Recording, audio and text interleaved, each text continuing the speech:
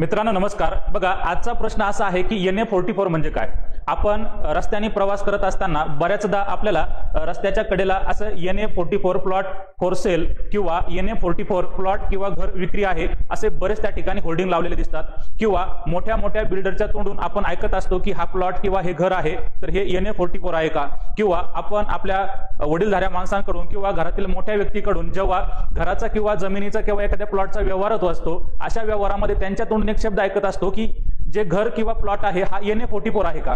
मग हा NA44 हा मुद्दा काय आहे, हाच मुद्दा आजच्या व्हिडिओच्या माध्यमातून आपण या ठिकाणी समजून घेणार आहोत।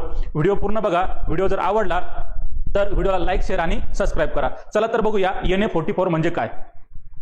मग आता इथं बघा, इथं दिलेलं आहे की NA44 हे एका विशिष्ट भूखंडाचे नाव नसून ते महाराष्ट्र जमीन महसूल संहिता 1966च्या कलम 44 नुसार शेत जमिनीचे बिगर शेती नॉन ऍग्रिकल्चर वापरासाठी रूपांतर करण्याच्या जी प्रक्रिया आहे त्या प्रक्रियेला सूचित करते।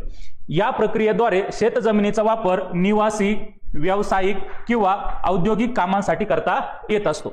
आता NA प्लॉट म्हणजे अकृषिक नॉन ऍग्रिकल्चर म्हणजे ज्या ठिकाणी शेती केल्या जात नाही असा भूखंड होय, ज्याला सरकारने शेती व्यतिरिक्त इतर कारणांसाठी वापरण्याची परवानगी दिलेली आहे। याचा अर्थ असा, या जमिनीचा वापर जो आहे तो निवासी घरे, व्यावसायिक इमारती, उदाहरणार्थ कार्यालये, दुकाने किंवा औद्योगिक युनिट बांधकामासाठी कायदेशीररित्या केला जाऊ शकतो। बघा मग आपल्याला जी जमीन आहे त्या जमिनीचा जो खरेदी आणि विक्रीचा व्यवहार आहे तो करायचा जर असेल तर आपण 11 गुंठ्यापेक्षा जी कमी जमीन आहे ते विकू शकत नाही। मग ती जमीन जर आपल्याला विकायची असेल तर त्या जमिनीचे आपण छोटे छोटे तुकडे करून त्याचं रूपांतर प्लॉट मध्ये करून असे प्लॉट आपण त्या ठिकाणी विक्री करू शकतो। मग आता हे जे प्लॉट आहे हे विक्री करण्यासाठी कोणाची परवानगी घ्यावी लागते, मग ती परवानगी कोणाची घ्यावी लागते ते या ठिकाणी आपण समजून घेऊ। मग बघा इथं दिलेलं आहे की NA प्लॉटची काही जी वैशिष्ट्य आहे ती विशिष्ट उद्देश काय आहे NA प्लॉटची, या भूखंडांना सरकारकडून निवासी, व्यावसायिक किंवा औद्योगिक वापरासाठी मंजुरी मिळालेली असते। कोणाकडून तर सरकारकडून। पायाभूत सुविधा सहसा NA भूखंडामध्ये रस्ते, पाणी पुरवठा, वीज आणि ड्रेनेज यासारख्या मूलभूत ज्या सुविधा आहेत त्या सुविधा त्या ठिकाणी उपलब्ध असतात, हा एक त्याचा फायदा आहे।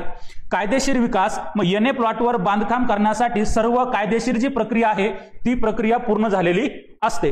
म्हणजेच आता आपण जे बघत आहोत की अतिक्रमण झालेलं आहे, याचं घर अतिक्रमणात गेलं, त्याचं घर अतिक्रमणात गेले, हा जो मुद्दा आहे हा मुद्दा NA44 प्लॉट संदर्भात घडून येत नाही किंवा घडून येणार नाही, कारण सर्व ज्या प्रक्रिया आहे त्या प्रक्रिया ऑलरेडी कायदेशीर पूर्ण झालेल्या असतात।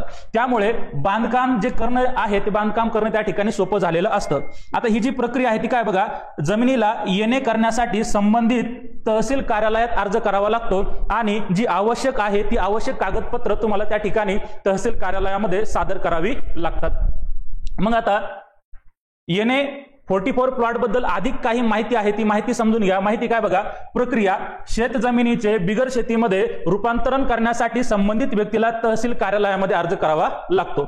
आता मला माझी जमीन विकायची आहे, पण मी माझी जी जमीन आहे 11 गुंठ्यापेक्षा कमी जमीन कोणालाही विकू शकत नाही। मग मला माझ्या जमिनीचे प्लॉट करायचे आहे किंवा छोटे छोटे तुकडे करायचे आहे, आणि मग ते प्लॉट करायची जी प्रक्रिया आहे ती प्रक्रियेची जी सूचना आहे किंवा जी संकल्पना आहे हा मुद्दा जो आहे तो अगोदर मला कोणाला तरी सांगावं लागेल। तर मग कोणाला सांगावं लागेल तर संबंधित व्यक्ती तहसील कार्यालयात, म्हणजे माझी जमीन असेल तर मला तहसील कार्यालयामध्ये जाऊन ती व्यक्तीची जमीन आहे त्या ठिकाणी नोंद करावी लागेल।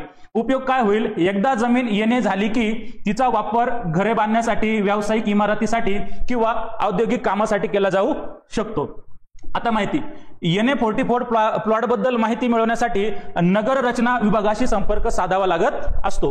मग आता टिप दिलेली आहे बघा, NA44 हे सर्वसाधारणपणे प्लॉटच्या नावासमोर वापरले जाते कारण ते कायद्याच्या कोणत्या कलमाअंतर्गत रूपांतरित झाले आहे हे दर्शवते। मग त्याचे काही भाग आहे की NA45 आणि NA47B यासारखे इतर कलम देखील त्यामध्ये असू शकतात।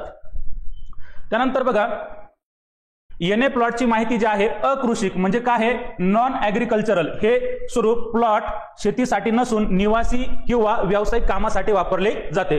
मग जिथं कुठं तुम्हाला जर NA44 असा शब्द वापरला असेल किंवा दिसला असेल तुम्ही त्या ठिकाणी सांगू शकतात की ही जी जमीन आहे ही जमीन शेतीसाठी नसून त्या ठिकाणी घरं बांधण्यासाठी आहे किंवा व्यावसायिक कामासाठी म्हणजे दुकानाचे गाळे असतील, कंपनी असतील यासाठी वापरल्या जाणारी जमीन असणार आहे।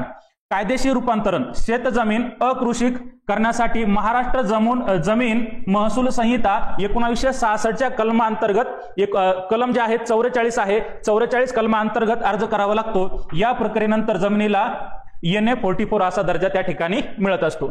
परवानगीची गरज काय बघा, जिल्हाधिकाऱ्याकडून पूर्व परवानगीशिवाय जमिनीचा वापर शेती व्यतिरिक्त इतर कारणासाठी करणे जे आहे तर कायद्याने काय आहे, गुन्हा आहे किंवा दंड बी त्या ठिकाणी होऊ शकतो। मग आपण बघत आहोत की आपल्या परिसरामध्ये जे आता अतिक्रमण झालेलं आहे, मग कदाचित त्या बांधकामाची संकल्पना जी आहे किंवा बांधकामाची परवानगी आहे त्या लोकांनी काढलेली असू शकत नाही, म्हणूनच त्या ठिकाणी अतिक्रमण झालेलं असावं असं बी त्या ठिकाणी एक अंदाज बांधला जाऊ शकतो। कारण पूर्व परवानगी घेतली असेल, सर्व परवाने जर तुमच्याकडे असेल तर तुमच्या घरावर कोणीही बुलडोजर चढू शकत नाही किंवा अतिक्रमणामध्ये तुमचं घर दुकान त्या ठिकाणी जाऊ शकत नाही, असा त्याचा त्या ठिकाणी अर्थ होत असतो।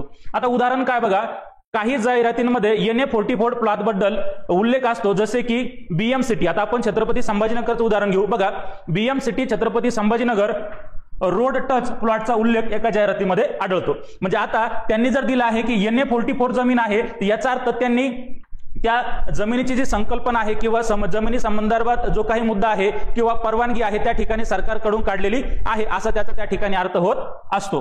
मग आता अधिक माहितीसाठी संपर्क, जर तुम्हाला एखाद्या विशिष्ट NA44 प्लॉट बद्दल अधिक माहिती हवी असेल तर तुम्ही छत्रपती संभाजीनगर येथील नगर रचना विभागाशी कार्यालयाशी संपर्क साधू शकता। मग आता तुम्ही जालन्याशी असेल तर जालन्याचं जे नगर रचना विभाग आहे त्याच्याशी तुम्ही संपर्क साधू शकता, म्हणजे ज्या ज्या जिल्ह्याच्या ठिकाणी। आता मी छत्रपती संभाजीनगरला राहतो, तुम्ही तर त्या ठिकाणी छत्रपती संभाजीनगर घेतलेला आहे।